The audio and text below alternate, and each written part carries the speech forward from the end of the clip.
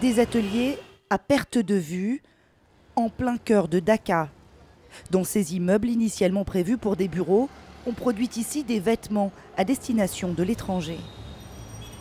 3 semaines après l'effondrement du Rana Plaza, la situation est extrêmement tendue.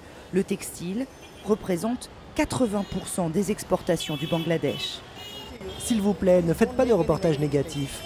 Cet homme qui nous interpelle est un entrepreneur du quartier. Il nous explique ce que tout le monde sait ici. Ils récupèrent les commandes de grossistes locaux. Et ces grossistes, ils travaillent pour les grandes marques occidentales. Ce sont des sous-traitants ? Oui, exactement, ce sont des sous-traitants. Dans les décombres du Rana Plaza, les documents que nous trouvons confirment ces dires. Ici, des petites sociétés de confection, mais des gros clients étrangers, notamment des marques françaises. Elles disent ne pas expliquer leur présence sur les lieux du drame. En effet, sur ce document rempli à la main, par exemple, la société New Wave est identifiée comme sous-traitante de Benetton via la Chaillé Export, mais rien n'indique que Benetton est au courant de cette pratique. C'est justement ce système opaque que dénonce l'activiste Kalpana Akhter. Les recours aux sous-traitants permettraient de produire plus et moins cher grâce à une main-d'œuvre exploitée, dit-elle. Ce n'est pas un hasard. Ces marques et ces ateliers s'entraident mutuellement pour garder les mains propres et se soustraire à leurs responsabilités. Gap, Walmart, H&M, que font-ils? Que font leurs systèmes de surveillance? Ils sont censés s'assurer que le travail est sûr, mais ils ne le font pas, alors que c'est aussi leur responsabilité.